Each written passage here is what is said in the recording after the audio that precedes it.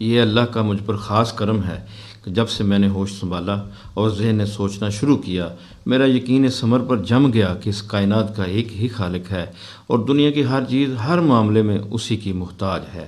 اگرچہ میرے والدین کا تعلق بدھ مذہب سے ہے، لیکن 13 سال کی عمر سے میرا یہ مستقل معمول بن گیا کہ میں پابندی کے ساتھ روزانہ خالق کائنات سے دعا کیا کرتی کہ وہ میری رہنمائی فرمائے۔ لیکن ارد گرد کا سارا ماحول چونکہ عیسائی اکثریت کے رنگ میں رنگا ہوا تھا، اس لیے اسکول میں داخل ہوئی تو مجموعی فضا کے تحت میں نے بھی اپنے آپ کو عیسائی قرار دے لیا۔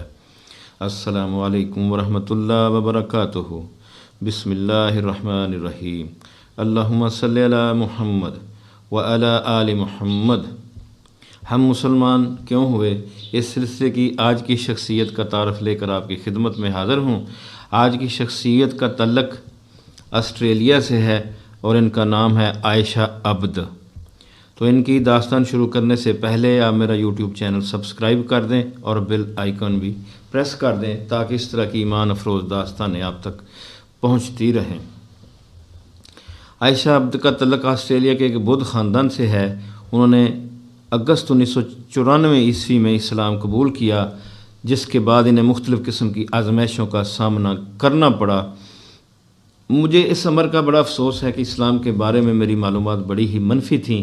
میں سمجھتی تھی کہ یہ اوٹ پٹانگ قسم کا وحشی سا مذہب ہے جو مشرق وسطیٰ کی چند اقوام تک محدود ہے۔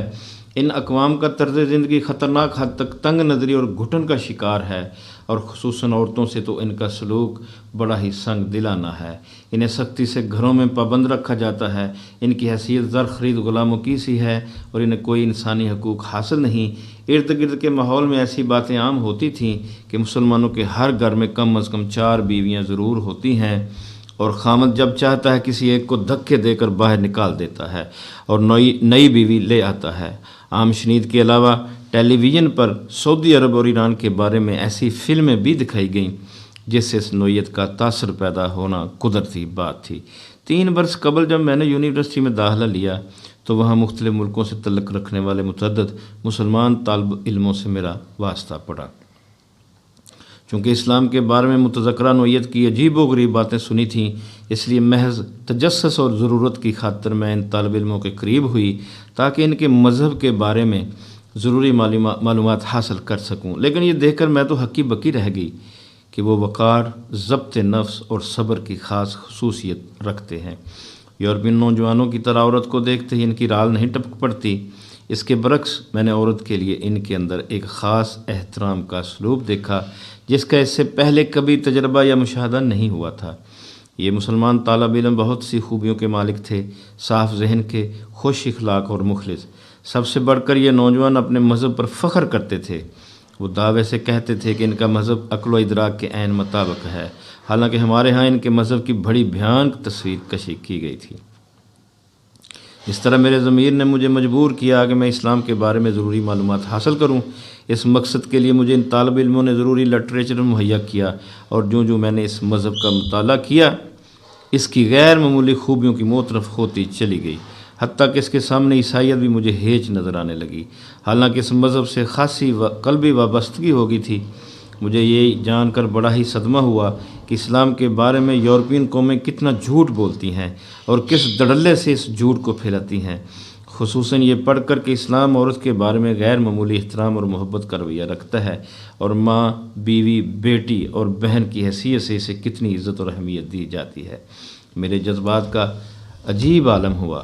اس مطالعے نے مجھے ایک جانب اسلامی طرز معاشرت سے آگاہ کیا اور دوسری طرف اسلامی بنیاد پرستی کی حقیقت واضح ہو گئی، جسے پروپیگنڈے کے طور پر امریکی ذرائع ابلاغ خوب پھیلاتے اور مسلمانوں کو بدنام کرتے ہیں۔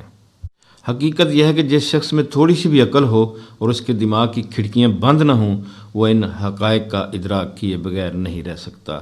جو میں اسلام کے بارے میں مطالعہ کرتی گئی اور جو اس مذہب کا جمال نکھر کر میرے سامنے آتا چلا گیا، میں اس کی شیدائی بنتی چلی گئی۔ یہی چاہتا کہ اسلام کے بارے میں ہر چیز معلوم کی جائے، اس کے حسن و جمال کا ہر رخ دیکھا جائے۔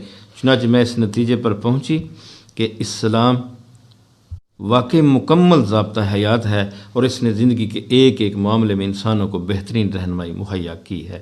یہ بڑا ہی قابل عمل مذہب ہے اور اس کی کوئی تعلیم ایسی نہیں جسے عملی زندگی میں بروئے کار نہ لایا جا سکتا۔ اس طرح جب عیسائیت کی نظری اور عملی خامیاں بھی مجھ پر عیاں ہو گئیں اور اسلام کی ساری صداقتیں نکھر کر سامنے آ گئیں، تو 14 اگست 1994 کی دوپہر کو میں نے تقریباً 20 مسلمانوں کے ایک اجتماع میں کلمہ شہادت پڑھا اور اللہ کے فضل و کرم سے مسلمان ہو گئی۔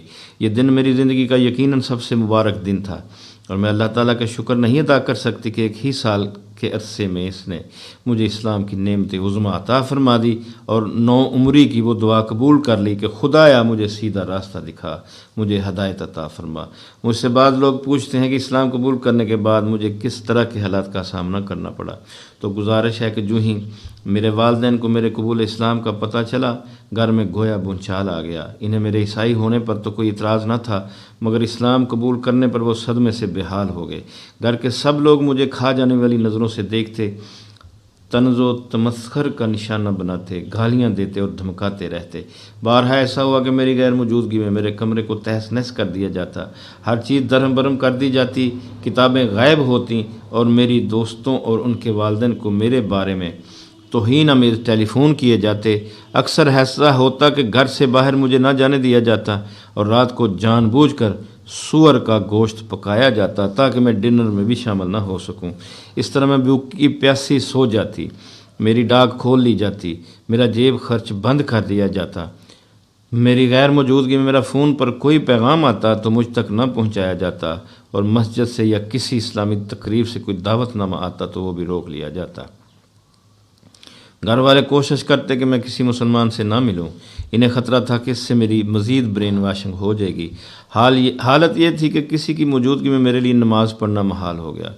لوگ آوازیں کستے، شور مچاتے اور گالیاں دیتے۔ رمضان میں روزہ رکھنا تو اور بھی محال ہو گیا۔ اللہ کا شکر ہے میں نے ایک روزہ بھی ترک نہ کیا، لیکن گھر کے ماحول نے مجھے پریشان کرنے اور اس عبادت میں مخل ہونے میں کوئی کسر اٹھا نہ رکھی۔ میری والدہ نے رمضان کا پورا مہینہ مجھ سے بات تک نہ کی، اکثر بڑبڑاتی کہ تم نے والدین کی ناک کاٹ دی ہے اور انہیں کہیں منہ دکھانے کے لائق نہیں چھوڑا۔ مجھے اذیت دینے کے لیے گھر والے ایسی فلمیں لگاتے جن میں مسلمانوں اور اسلام کے لیے تضحیک اور تمسخر کا سامان ہوتا اور اسلام کی شکل بگاڑ کر پیش کی گئی ہوتی۔ گھر کے مختلف افراد اکثر و بیشتر اس خطرے کی نشاندہی کرتے کہ اسلام قبول کر کے میں نے سارے خاندان کی عزت غیر محفوظ کر دی ہے، اور اگر ہمارے رشتہ داروں اور قریبی احباب کو میری اس حرکت کا پتہ چل گیا تو وہ ہمارا بائیکاٹ کر دیں گے۔ آزمائشوں کی یہ یلغار تھی، لیکن حیرت انگیز طور پر اللہ نے مجھے صبر اور حوصلے کی غیر معمولی طاقت عطا فرما دی۔ میں نے گھر کے سارے افراد کے منفی رویے کے جواب میں مثبت رد عمل ہی کا اظہار کیا، جس کے نتیجے میں قلبی طمانینت اور سکون کی ایک ایسی کیفیت سے آشنا ہوئی جن کا اظہار لفظوں میں ناممکن ہے۔ ذہنی مسرت کا یہ عالم تھا، گویا دنیا بھر کے خزانے میرے قدموں میں ڈھیر ہو گئے ہیں۔ اس زمانے میں اللہ نے مجھ پر بے حد و حساب فضل فرمائے اور مایوسی کی کوئی ایک لہر بھی میرے قریب سے گزرنے نہ پائی۔ یوں لگتا تھا جیسے اس کا دست شفقت ہر وقت میرے سر پر موجود ہے۔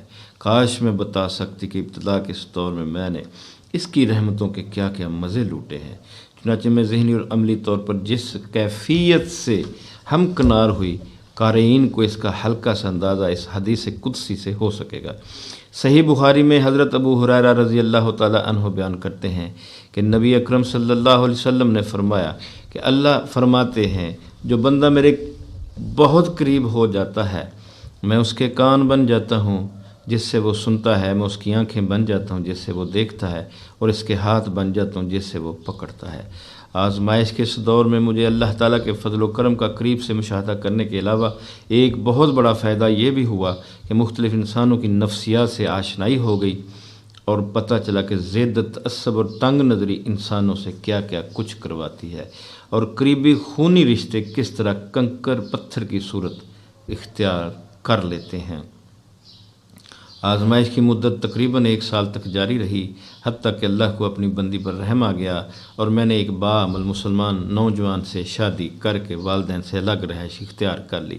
اللہ کا شکر ہے کہ اس 1 سال کے دوران میں نے اسلام کے بارے میں بہت سی مزید معلومات حاصل کیں اور میرا اس دین پر ایمان محکم سے محکم تر ہو گیا۔ میں نے قرآن کی بہت سی آیات یاد کر لی ہیں، اور اس دوران میں نے تو قرآن کی صداقت کے بارے میں میرے دل میں معمولی سا شبہ پیدا ہوا ہے، نہ جدید زمانے اور علوم کے حوالے سے اسلام کے ضمن میں میرے ذہن میں کسی اعتراض نے سر اٹھایا ہے۔ وقت گزرنے کے ساتھ ساتھ میرا ایمان مضبوط ہوتا جا رہا ہے۔ اسلام قبول کرنے کے نتیجے میں مجھے دنیاوی اعتبار سے کتنے ہی اضافی فائدے حاصل ہوئے ہیں۔ میرے اندر ایک خاص قسم کا اعتماد پیدا ہوا ہے، میرا ایک تشخص بنا ہے، اور بہادری اور دلیری کی ایک خاص کیفیت میرے اندر راسخ ہوئی ہے۔ اللہ پر میرا اعتماد اس قدر بڑھ گیا ہے، کسی اور کا خوف قریب بھی نہیں بھٹکتا۔ اس کی عظمت اور کبریائی کا احساس دل پر اس قدر غالب رہتا ہے، دنیا کی ہر چیز ہیچ نظر آتی ہے۔ قرآن میں ہے، اللہ جس سے خوش ہوتا ہے اسے ہدایت عطا فرماتا ہے۔ اللہ کا شکر کس زبان سے ادا کروں کہ اس نے مجھے ہدایت عطا فرما دی۔ دعا ہے کہ وہ مجھے اس ہدایت پر قائم رکھے اور اپنی رضا عطا فرما دے، آمین۔ الحمدللہ آج کی شخصیت کا تعارف ختم ہوا۔ انشاءاللہ پھر کسی دوسری شخصیت کا تعارف لے کر آپ کی خدمت میں حاضر ہوں گا۔ تب تک کے لیے اجازت۔ اللہ حافظ۔ اللہ آپ کا حامی و ناصر ہو۔